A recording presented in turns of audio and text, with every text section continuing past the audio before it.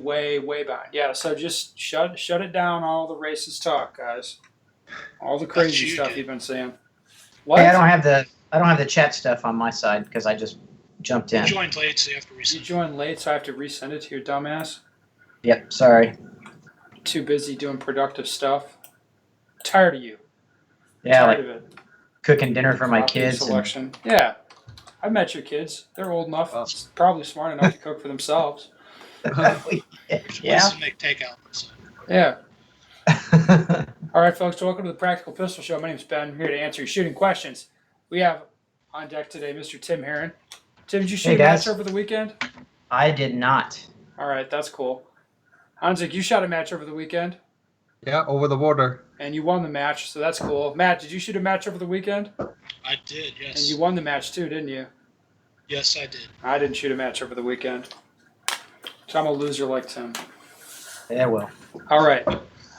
Hanzik, before we start talking about cool shit, I got a question from a guy. Can you break down the process of what you need to do and the requirements for taking a firearm into Canada to compete? I have done this on more than one occasion, and I'm doing it again in a couple weeks. But you just did it. Yes. All right. So what was the process for you?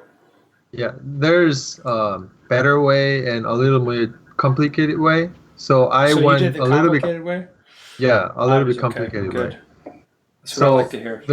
the complicated way, you need 3 paperworks, 2 paperwork for the Canada and 1 paperwork for coming back to the US. First, you gotta call the Royal Police in Canada. RCMP, Yeah. the moose fuckers, You gotta- you call them. Call up the Call them number. up, say, hey, moose fuckers. They love it. That'll get you. That'll get you anything you need in Canada. And you refer to their police as moose fuckers. That's a little tip for you.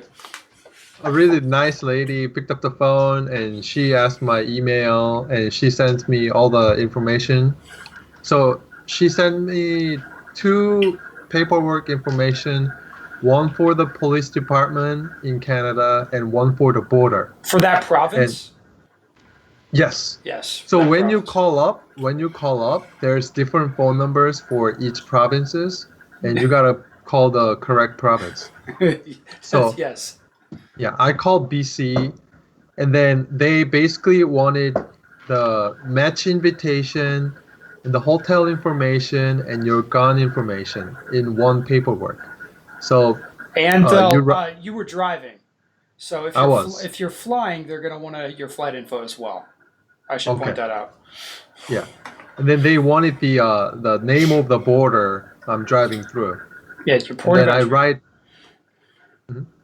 And I write down my serial number, gun information, and my information, hotel. And then I send it to them, and they initially told me it's gonna take at least 5 days, but then it actually took that long. No, it actually took me I think 3 days or something. And I actually did this 5 days before the match started because I had no idea. So I was like, if I don't get the paperwork, I'm not going, kind of mindset. But yeah, that's a smart way to play it when you're driving across the border into Canada. Yeah. So I got it like only a couple of days before. So they gave me the license number. They call it authorization number, and then basically write that down on another paperwork that's required for the border. So, and then these are, I should explain, there's essentially 2 licenses you need. One is the temporary, you need permission to have the gun in your possession in Canada. And this is if it's a restricted gun, like a handgun. The rules are different if it's a hunting rifle. So the thing that you had brought to the border is your permission to have the gun in Canada. The thing that you got from the province, the ATT, that's your authorization to move it around. Transfer. Yeah, authorization to transport. So you could bring the gun to the border, and then they's like, okay, yes, you have this gun and you can have it, but then you can't do anything with it unless you have the authorization to transport it around. So that's the 2 licenses. Anyway, go ahead.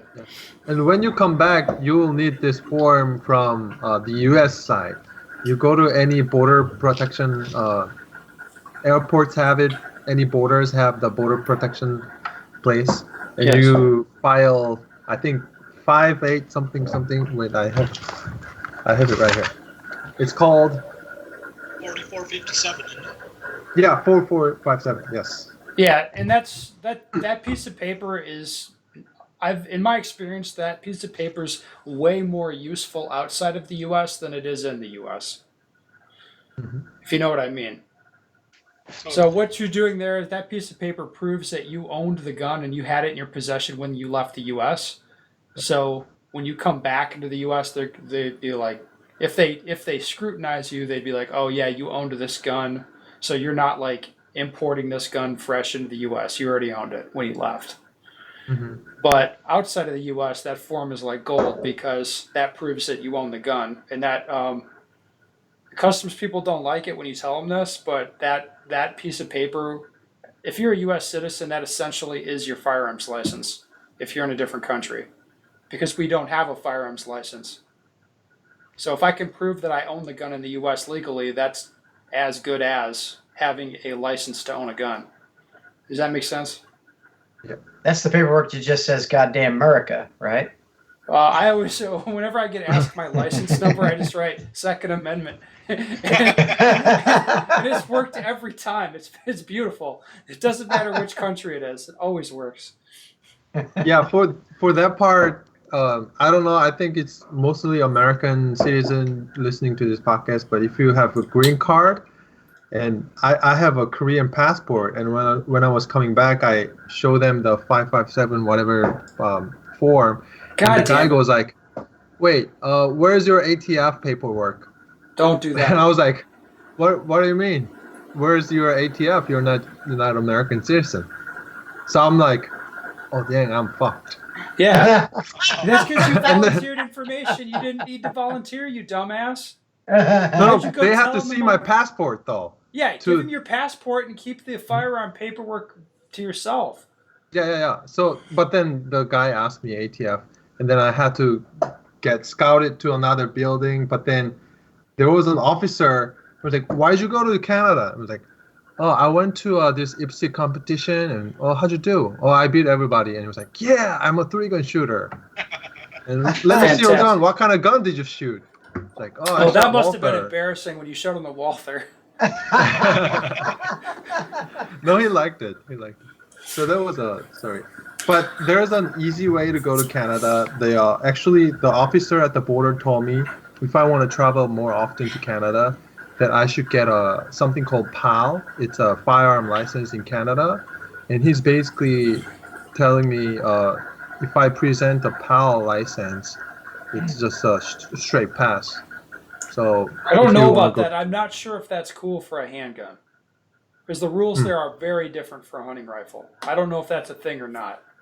right, it's possible. Yep. So yes, and I should tell people who are listening, Canada is one of the worst countries for guns. If you're Really? bringing a handgun to. Again, totally different for shooting animals, but if you want to bring a handgun for matches, Canada sucks balls pretty hard. And it took me about 20 minutes to go through the border when I went to Canada. Yeah, they're real Nazis about the customs there. They don't fuck around. Wow. I like, for example, I went through customs in Norway with a gun. Took about 90 seconds total. No Like kidding. there's no doing any pre-paperwork or anything like that. It was 90 seconds all in, and that's one of the easier countries. France is super easy. I don't know. I would say Canada's one of the worst that What I've about been Russia? to. Russia's completely fucked. Russia's not easy.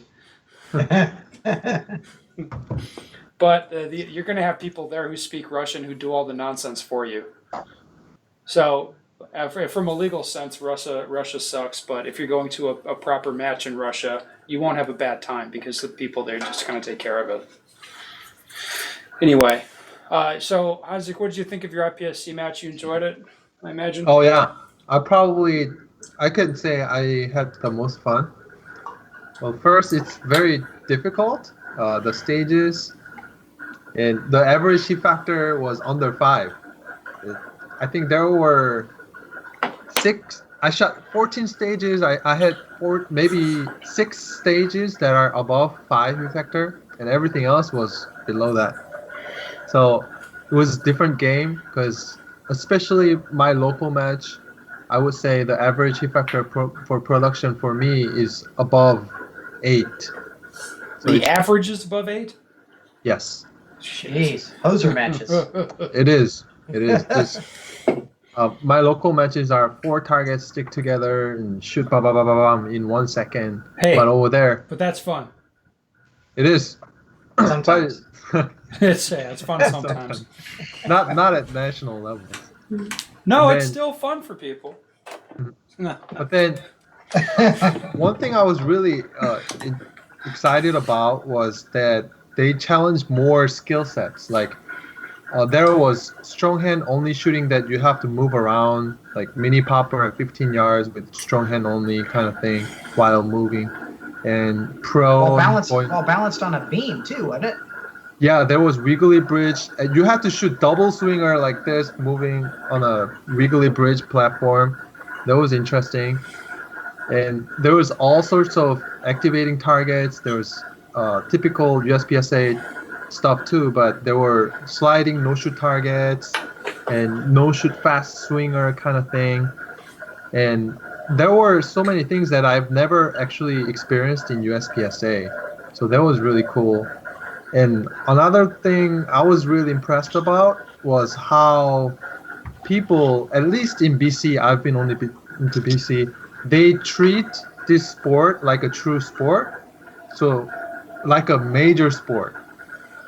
Really respected sport. But I feel like in the US, many times, I feel like this sport is more like a hobby than a true sport, if that makes sense. So Yeah.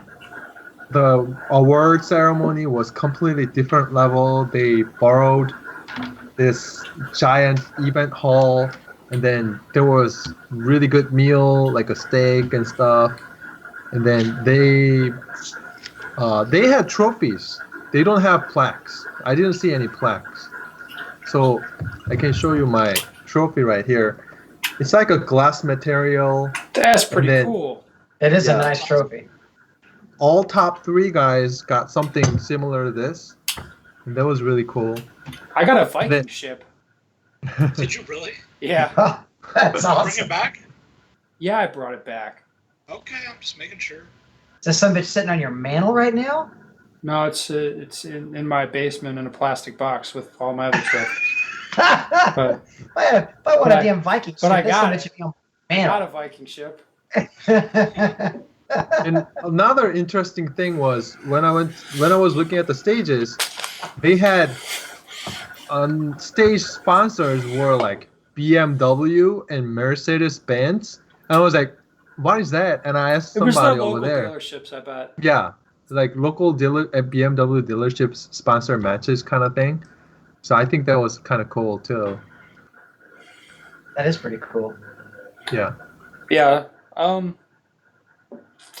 Yes, that's good, Hansik. I'm glad you had fun. You had your first IPSC, and IPSC in Canada is like IPSC light. If that makes sense to you, because Really?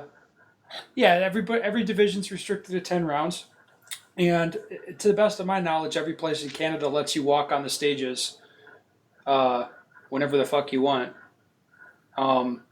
which is not the way it's done in other countries. Oh, one more thing. One more kind of important. So their format was really interesting. They had 1 full day of work and 2 days half day format shooting. So everybody had to work, like become an RO or paster. So if you are shooting, you're not pasting.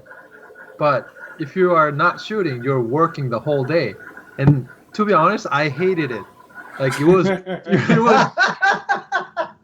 it was summertime, it's pretty hot, and I was like, I wasn't able to sit for a while. Like I had to keep pasting, resetting, because my stage was 32 round stage, and there were only 6 workers, so RO and stage score, and only 4 people were keep resetting it.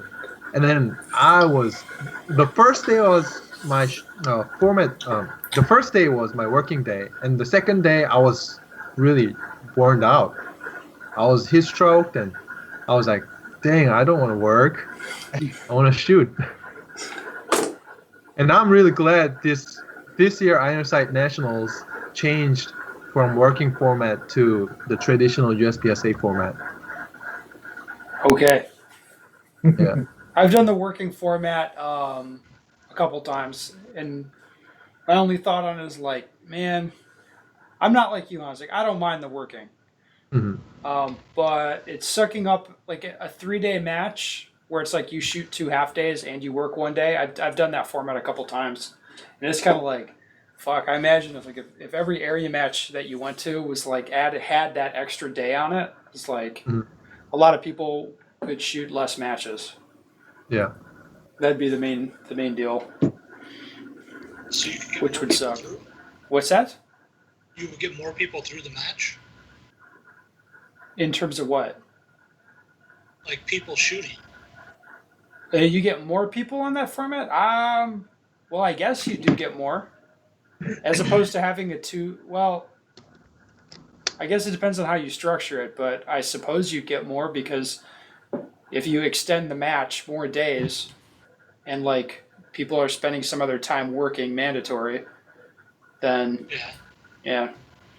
then I guess you'd get more. I don't know. Uh, yeah, okay. That's good. Good talk, Hansek. We can move on to the next question we got, which Hopkins knows more about because you have this happen around you, don't you? Yeah, a local club does this. Can you turn up your mic or something, Hopkins, or what's going on there? Turned it up a little. Is that working for you, Tim? Yeah, he sounds a little quiet, but I can hear him. Perfect. You sound loud. He sounds quiet. It's going to be great. Okay. There you go, Hopkins. There we go. Now we're in it. I'm curious what you think about the ongoing discussions the board is having on resolving local clubs deleting non-USPSA members from activity reports for payments. Do you or the Council of GMs believe USPSA is providing clubs real, tangible benefits, justifying the rules on match fees, and are clubs screwing the sport and potential members as the board of directors believes? Thank you for doing the podcast and taking questions. It's a fantastic service to the community. Yes, it is. That's what we're here. I'm here to service you, sir. That's what I like to do. servicing the members. I'm to service everyone's member. It's fantastic. So what this comes down to Well, is... hold on. Pretend I'm the dumbest motherfucker on the planet. I was going to explain that. All right. I was going Okay. to explain it. All right. You're going to explain what an what's activity report is, what an activity fee is. Yeah? Sure. Okay, Sure. yes. Because people may not know. Okay, so when USPSA clubs put on a match, they have to submit classifier scores. Sorry, or any activity report after the match. So even if you don't run a classifier, you pay USPSA because you use your. How much you their pay name. them? I don't know. It's a couple bucks. I think it is $2. I don't know, Okay, but sure. I think it's. I think it's $1.50 actually. I thought it was $1.50 per $1.50. shooter. Right. And classifier is $1.50 for one. That's what it is. So basically, you're supposed to pay USPSA because they have the rule book. You're using their name, all that stuff. So you submit, that's an activity report. You tell how many shooters were there, classifications, if there's a classifier, how they scored on it, all that stuff. So what this question is people are saying there's 20 people shooting a match, 10 are USPSA members. So all that club would turn in is the 10 members for USPSA. Okay, so They would turn in a total. just to be really clear, the club has a match, they have the scores, and then when it comes time to pay USPSA, they delete the non-members out of the match and upload only the USPSA members. Like, all right, so I'm trying to put myself in the shoes of a match director here. Sure. Like, this seems like not worth my time to run this, to do this. If I have a match that has 50 think people about in it. and 10 of them are not members, like, Yeah. I'm gonna like go through there and figure out which aren't members and delete them out of there. This sounds like a fucking waste of my time. I mean, it depends on how close your club is to making money or not, really. I mean, I guess if it's If they shoot at a range that charges like $8 per shooter to shoot, and you only charge $15 to shoot it, USPSA wants 3 of that, so you're down to only $4 per shooter. Okay, So I mean, it just depends on the club, really. I suppose it does. Okay, so is this a real thing? It happens. That's my question, because you have a club by you that does it. I know of a club that has done it in the past. I don't know what they're currently doing, but yeah, I've seen it happen for sure. I've heard about this, like, as a thing. Like, I think Mr. Foley mentioned it to me at one point, or maybe more than one point, that this is happening. I don't know how widespread this is. I really have no idea. I hear it happens, but they can't ever put a number on it. Well, I think the issue now is that Practice Score is allowing them to put a number on it. Are they? Well, yes, because if you look at a Practice Score match result, that just has everybody who shoots the match is on Practice Score. And then USPSA gets the activity fee, or gets the activity credits or whatever, and they look at that like, what the fuck? You know? So they can just tell, yeah, I guess. Yeah, I think that's what's happening. Is you look at Practice Score says one thing, and the activity fee is getting paid says another. So USPSA requires the activity fee to be paid for every shooter, whether they're non-members or members. Period. Yes. Okay. So I don't know. To cut to this guy's question, do I believe that USPSA is providing clubs real tangible benefits to justify the rules and the fees? To respond to that, I'd say I don't think that really matters. The answer I would give is yes, but I also don't think it really matters, because if you're going to agree to be a club, like, you're kind of agreeing to these terms, and right. If you don't like these terms, you don't have to be a club. It's kind of like guys think that because it's a level 1 match, that means they can just do whatever the fuck they want at a USPSA match. Yes. So no, I think you're agreeing to do these things, and you should, make an effort to do a proper USPSA match if that's what you're doing. They do. It is in a contract you sign when you create the club. I'm aware. Sign up with USPSA. Yes, but then is USPSA justifying the cost? I would say absolutely, because I know, like, when I'm looking for a match to go to, if it's a USPSA match, I'm interested. If it's Joe Bob's tactical shoot, I'm not. Right. And I'm not. Yeah, typically the word outlaw tends to turn my nose. Yeah, because I just like, oh, fuck it, like, because what I'm seeing there is, like, you guys are not interested in, like, doing things above board. Outlaw means to me the match director thinks he's smarter than everybody else and, like, wants to do his own thing. Like, yes. So, but I'm not alone in thinking that. A lot of people think that. You look at big matches or big organizations, like, I'm thinking of GADPA specifically, where they kind of leave IDPA, and it's like, well, I mean, look what that does for attendance. Or look at Carolina Cup, leaves IDPA, look what that does for their attendance, where it's not part of this big sort of national organization. I know that the clubs around me that are not affiliated with anybody, nobody goes to, and they don't really matter. And if it's clubs that kind of get hooked up with USPSA, I think there's one IDPA club around me now. But if they're not hooked up with somebody, then people become a lot less interested. So, I mean, that's the way. So is it providing value just in that? Yes, I think so. Definitely. I agree. But now, if I'm a board member, looking at the scope of this problem, I have to be honest. This is likely not a problem I would really give a fuck about. As far as clubs not paying the activity credit fees or whatever, like, yeah, they should be doing it, but I wouldn't be making a lot of noise about this. Again, I don't know how widespread it The is. total that they can even get back isn't even worth probably someone's yearly salary. So, like, if you stick one person on this full time, Well, I you more look probably at can't this. even get that salary back. I more look at this like if you've got a club that's a good, it's a good club, and and you look at the practice score result, and then you look at what they paid, and they deleted some people out or whatever, and they do it on a systemic basis. I mean, then so what if you call up the match director and just have a nice conversation with them about that? Like, I don't know, you don't want to like I wouldn't want to inject any weirdness into that relationship and have that guy potentially be like, well, fuck you, we're out. But at the same time, if you're aware of it, you don't really want to you can't a board member could not publicly have the attitude that I just had. Like, you can't say that stuff. I would like to Everybody see. would do it. What's that? Yeah, then everybody would do it.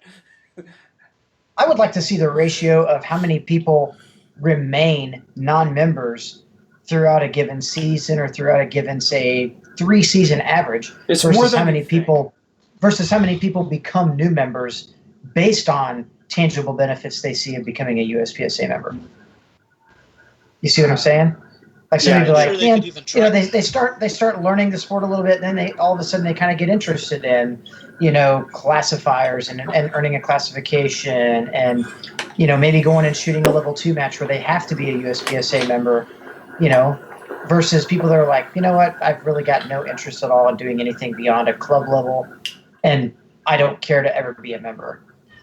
Well, I don't know. I look at this. This is kind of like how I view piracy. Of like, I produce and sell like ebooks and books and videos. Oh, and I shit. know. I steal all that shit all the time. Well, a lot of people do, and it's like, I mean, you just look at this and it's like, well, yeah, people are gonna do what they're gonna do.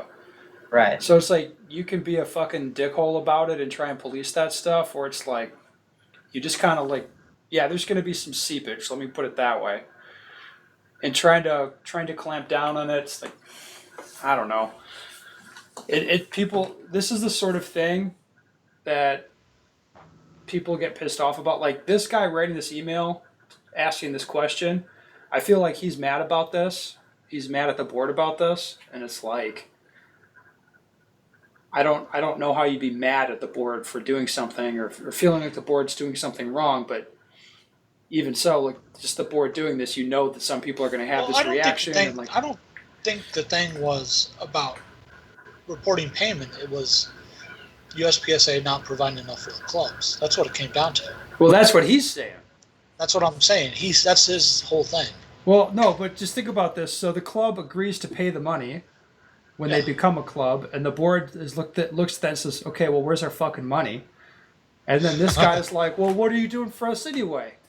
And it's like, Right. I mean, this is just the sort of conversation you don't want to have. It's like, this is pointless. And I also think I don't think USPSA needs the money at all, do they? I mean, this is an issue in principle, but not in a practical sense. This does not matter. No. Yeah. So, what to do about let me put it this way: I wouldn't be pushing this if I was on the board. This is something that you want to handle very subtly. You know what I mean? You just kind of decide what you want to do. Sounds pretty easily done at renewal time. Just put it like as a headline or something in it. What? Just remind people that pay the full amount, Well, they know they're not paying the full amount because they're going through. They're taking the time to delete people out of the match Well, result. you just remind them. Well, they know. They remind themselves every month when they don't pay it. Like, they're aware. It's more like reminding them is more like letting them know that like, we know what you're doing and so if you could not do that anymore, that'd be super. It's kind of how that comes off. Yeah, that's fine.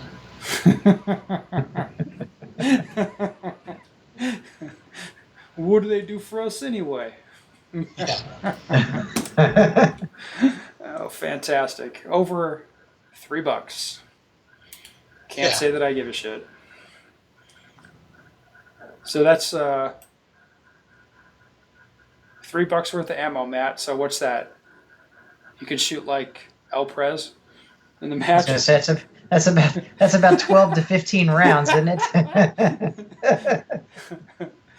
Yeah, I don't think the issue is money; it's ego. Anyway, how long have we been going on this podcast? 30 minutes. It's way 30 too long, minutes. guys. We gotta do some more questions on the next one. Okay. All right, listener people, if you have questions you'd like the answer to, you want to know how USPSA is fucking your club, go to benstoeger.com. Send me your questions. What? That's The fuckery funny. is real, guys. It's happening. Yeah, send us your questions. We'd love to field them. What?